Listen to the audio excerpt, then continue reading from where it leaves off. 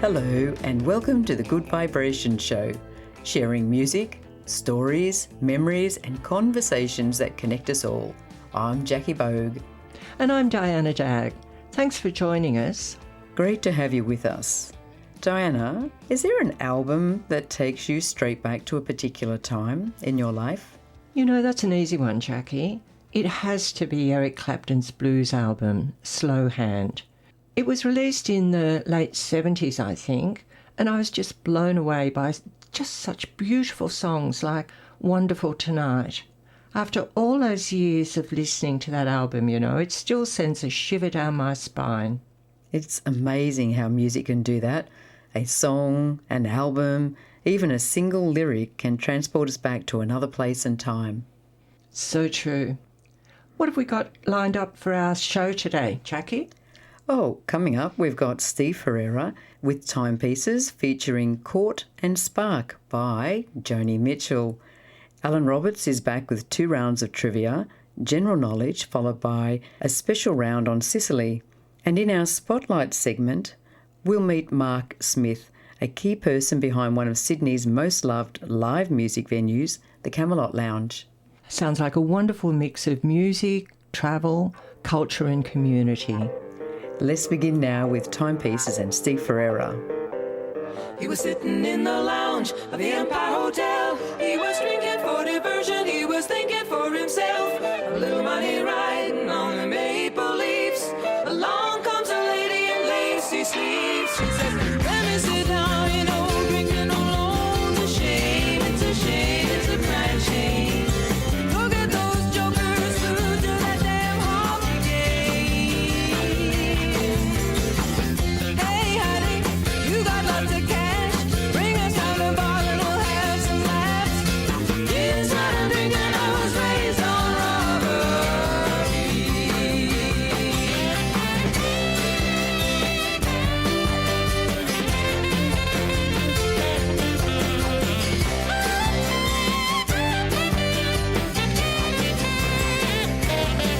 I'm a pretty good cook, sitting on my groceries. Come up to my kitchen, I'll show you my best recipe. I try, but I can't save a cent. I'm up after midnight cooking, trying to make my rent. I'm rough, but I'm decent, I was raised on robbery.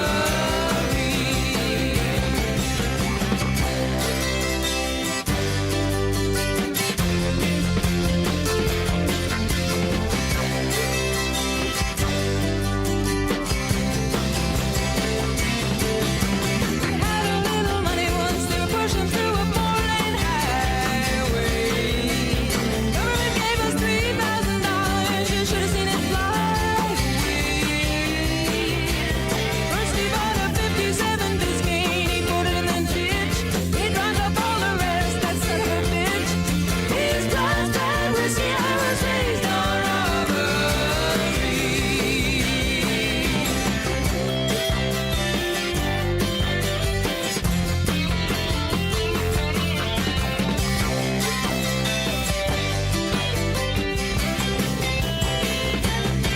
You know you ain't bad looking, I like the way you hold your dreams. Come home with me, honey, I ain't asking for no full-length meat. Hey, where you going? Don't go yet, your glass ain't empty and we just met. Don't mean when you're loaded, I was raised on robbery.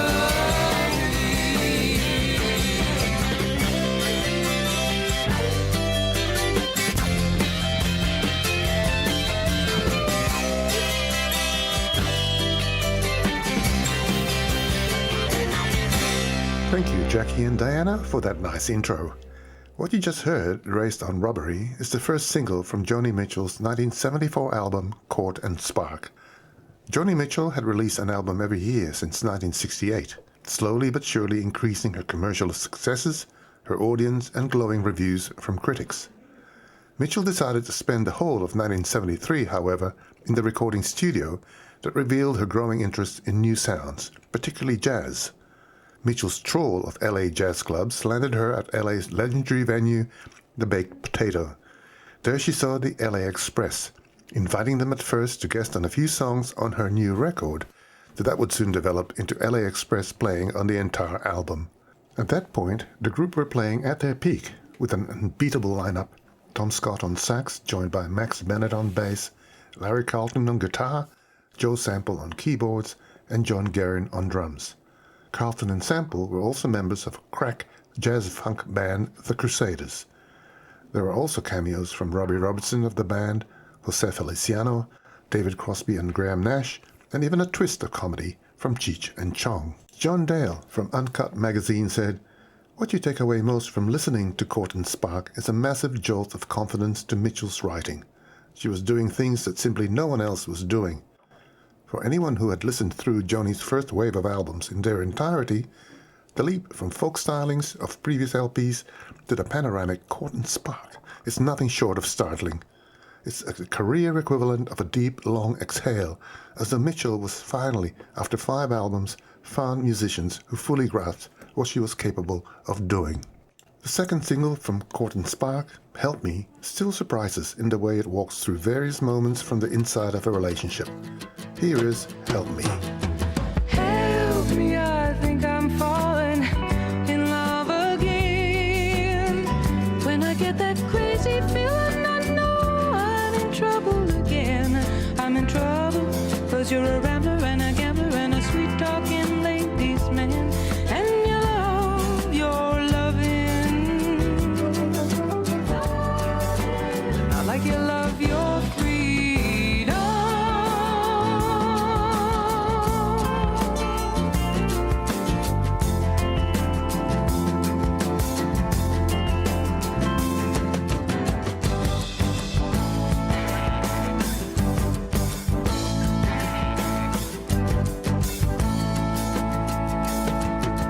Help me, I think I'm falling in love too fast. It's got me hoping for the future and worrying about the past.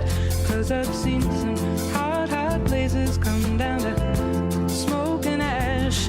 We love our loving, not like we love our freedom.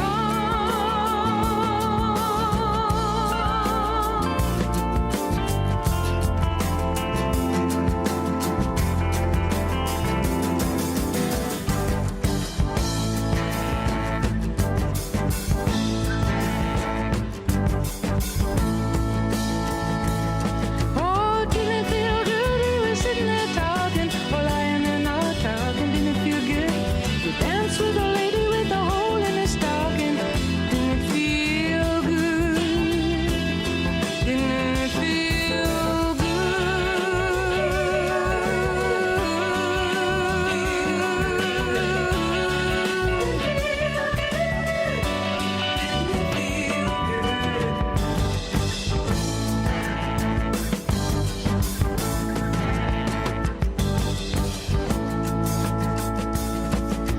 Help me, I think I'm falling in love with you. Are you gonna let me go there by myself? That's such a lonely thing to do. Both of us flirting around, flirting and flirting, hurting too. We love our loving, but not like we love our freedom.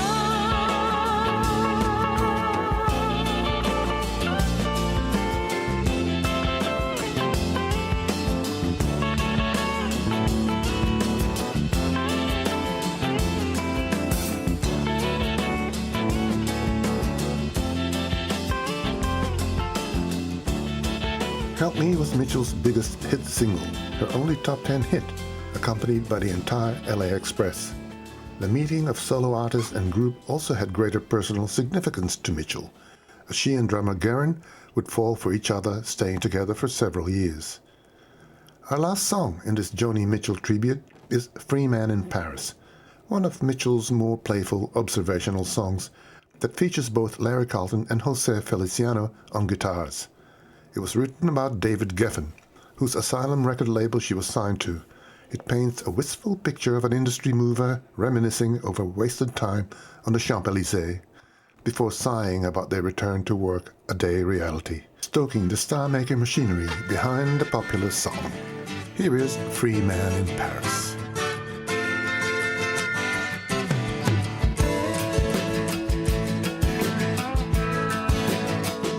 The way I see it, he said you just can't win it.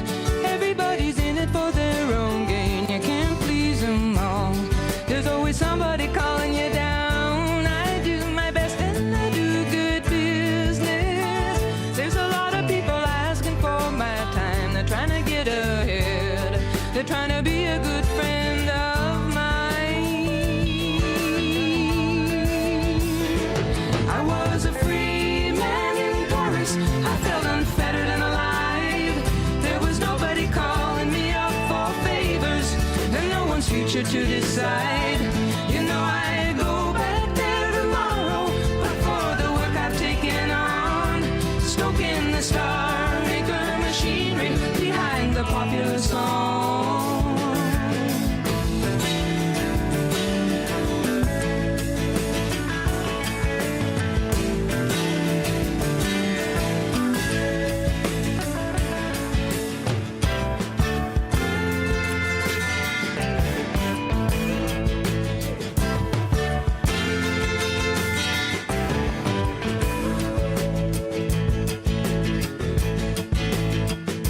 I deal in dreamers and telephone screamers. Lately I wonder what I'd do it for. If I had my way, I'd just walk through those doors and wander down the Champs-Élysées, going cafe to cabaret, thinking how I'll feel when I find that very good friend of mine.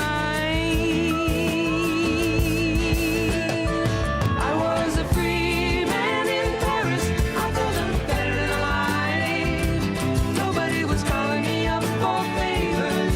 No one's future to decide. You know I go back there tomorrow, but for the work I've taken on, stoking the star maker machinery behind the popular song.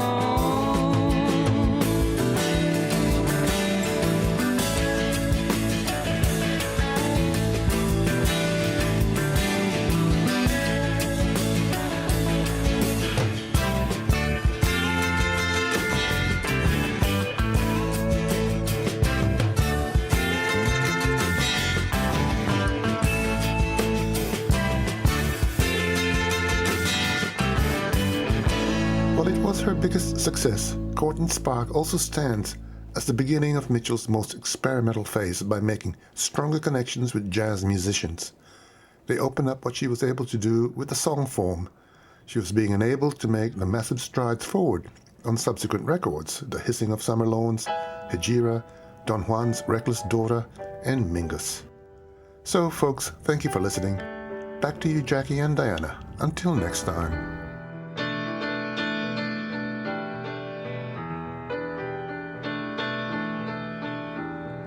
Love came to my door with a sleeping roll and a madman's soul. He thought for sure I'd seen him dancing up a river in the dark, looking for a woman to court and spark.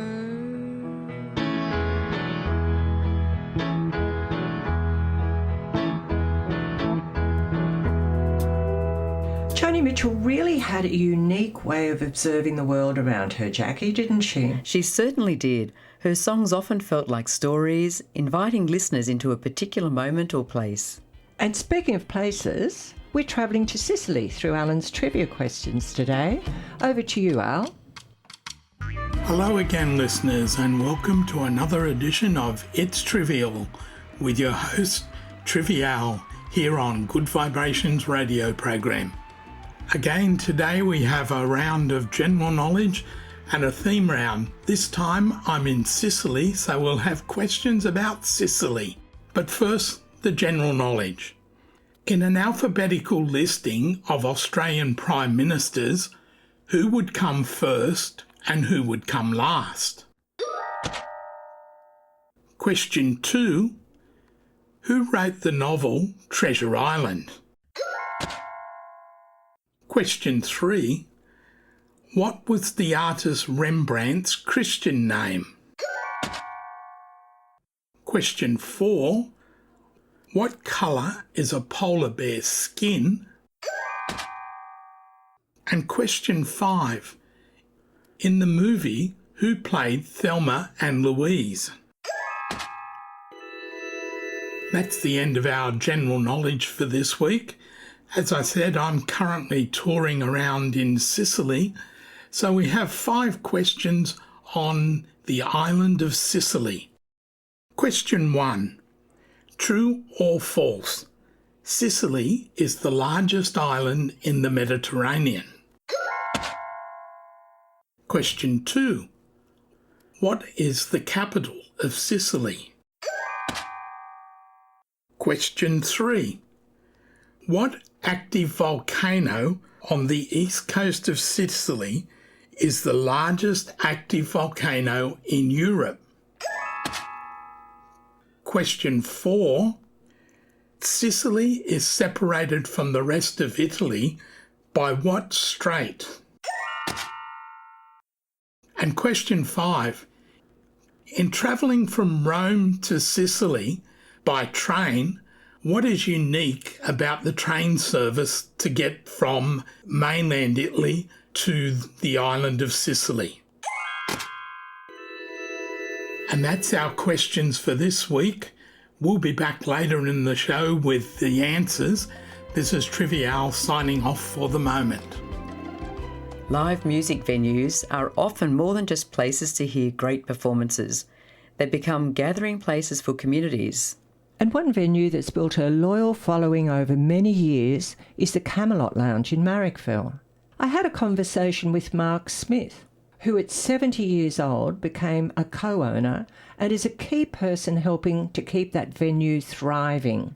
In our interview today, Mark shares his own story as well as his insights into what makes the Camelot Lounge such a special place. This is Diana Dagg. Listeners, how many of you approaching retirement thought, what am I going to do next? I know, I'll just get busier. I'll take on a huge load of responsibilities. I'll take on work I haven't done before. I'll buy a half share in a nightclub. That'll keep me off the streets. Well, I have in the studio Mark Smith, who did just that. Welcome, Mark. G'day. Now, tell us, what did you go ahead and do? Bought half a share in Camelot Lounge. Wow, Camelot Lounge is an inner west institution. I think we'd all agree on that, wouldn't we, listeners? But maybe we should start with the end at the beginning, Mark. How did you land at Camelot in what you've described as your twilight years? Probably more importantly, why? Why take on that, what looks to me like a life-changing role, a life of late nights, wrangling bands, talking the talk, while the rest of us are thinking about how we can get to bed and have a big sleep? It certainly has been a life changer, and maybe if I'd known before what it would have involved, I mightn't have done it. My grandkids live in Orange and Sunshine Coast, so the alternative was to wait till I got an invitation to go up and see them or do something else.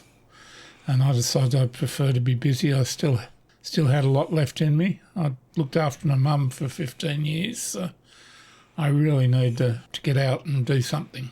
And you had a pretty varied life before then, I understand. I certainly did. I've been a bus driver, a jackaroo. I worked on horse studs. I managed a winery for a while. Oh God, the list just goes on.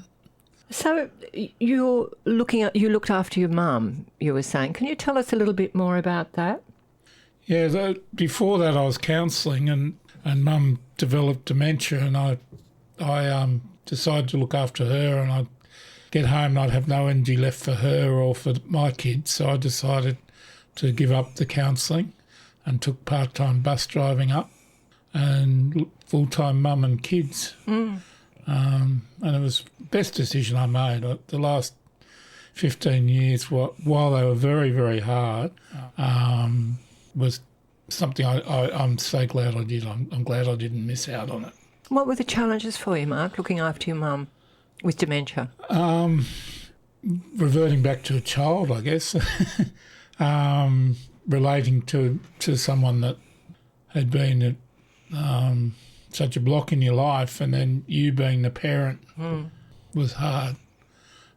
Towards the end, it was quite a lonely thing because Mum was an amazing person, incredible. When she got diagnosed with dementia, she used to learn all the botanical names of all the trees around, and every walk we went on, she'd relate them back to me. And she kept going for 15 years after diagnosis, so that's how well we worked and how well she did. You must have lots of wonderful memories of those times together.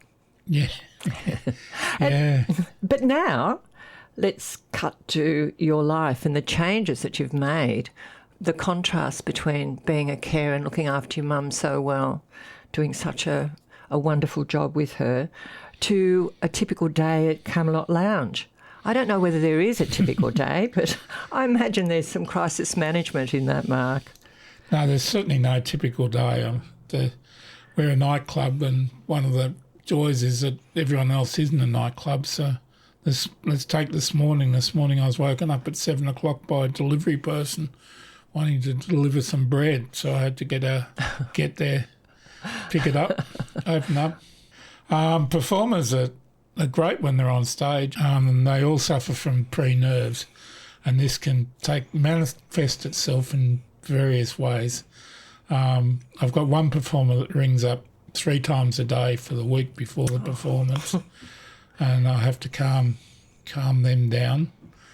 Do you have any other performer stories that you can share without revealing names and dates? We had a sting there a few weeks ago.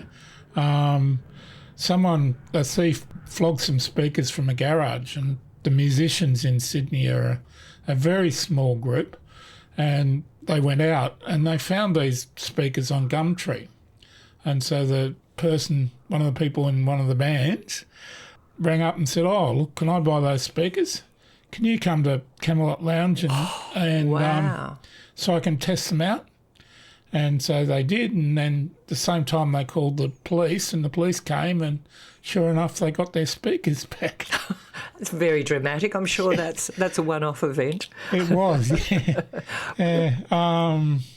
One of them, Willie Zeiger, broke his guitar on the aeroplane last time, so we had to rummage through all the old guitars at Camelot to find one that he could play. At short notice, At no short doubt. notice, yeah. And then that was fine, but then we had to find strings for it, and that was even more of a drama. Sounds very dramatic. Which brings me to this whole issue about featuring seniors. I know that you've had Willie and Deborah Conway have been on, and Tim Finn as well, and you feature lots of cover bands from the 60s and 70s. Is there a reason for that? Yeah, people just love hearing music of their youth. It's quite amazing watching them. Everyone is a bit tense when they arrive, and the minute the music starts, they go back into their whatever they do, their childhood or whatever. But it has a calming effect on everyone, the musos and the audience. And the audience is older people, is it?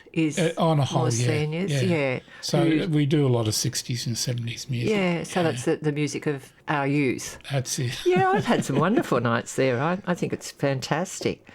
So the other thing that I have noticed when I've been there, Mark, is that you often have groups of women celebrating significant birthdays or events, and I wondered whether there's any reason for that. Oh, I think Camelot on its whole, that the women that have come up to me and said that they tend to feel safe there. So we get a lot of single women, couples of single women. And, it's an atmosphere that they can relax and be themselves in, I think. I understand what you mean. As a single woman myself, going with friends, it's a very relaxed, lovely atmosphere. So I guess as we're closing now, the big question that I wanted to ask you is, why is it called Camelot Lounge, Mark? There's various stories about that, but the one that's true is that they were looking for a magical, mythical name, and so King Arthur and Camelot came up. But then the Yaron Hallis, who is my business partner, had a collection of camels. So he said, it's perfect, Camelot, lots of camels. What, he had a collection of live camels? Of puppets. Puppets? Puppets wow, and okay. china and you name it, puzzles. He's got so many camels. He's just dumped another 3 boxes in. There's Downstairs. a day in the life of Mark as well, finding a space for the camels. That's it. Because they're all around the wharves, aren't they? I think it's wonderful. I love it. How long's it been operating, and where did it come from? It began as a speakeasy down the road 15 odd years ago. Uh-huh. And then the competition dobbed him in to the police, so he had to find a licensed premises and become legit. And so he moved just down the road, I think 10 houses or something, when the lease for this place came up for the Right. now Camelot. Yeah, okay. Oh, that's interesting. I didn't know that. Well, Mark, thank you so much for coming in. It's been really interesting to hear the story of Camelot and the story of you. And I'm sure our listeners, or many of them, have had lots of great nights at Camelot as well. Hope they have lots to come. Thanks so much, Mark. Thank you. What a fascinating insight into the world behind live music. It's easy to forget, isn't it, Jackie, how much happens behind the scenes to create those spaces where artists and audiences can come together. And how important venues like the Camelot Lounge are to the cultural life of our communities. And now it's time for the answers to trivia. And as promised, here we are back again with the answers to this week's trivia. General knowledge, we asked, in an alphabetical listing of Australian Prime Ministers, Tony Abbott would come first and Gough Whitlam would come last. Question 2. Robert Louis Stevenson wrote Treasure Island. Question 3. With apologies to Dutch speakers for my pronunciation, Rembrandt is actually his Christian name, his full name being Rembrandt von Rijn. Question 4. Underneath that furry white coat, a polar bear's skin is black. And question 5. Thelma and Louise were played by Susan Sarandon and Gina Davis. Then we asked questions about Sicily. Question 1. That's true, Sicily is the largest island in the Mediterranean. Question 2. The capital of Sicily is Palermo. Question 3. The largest active volcano in Europe is Mount Etna. Question 4.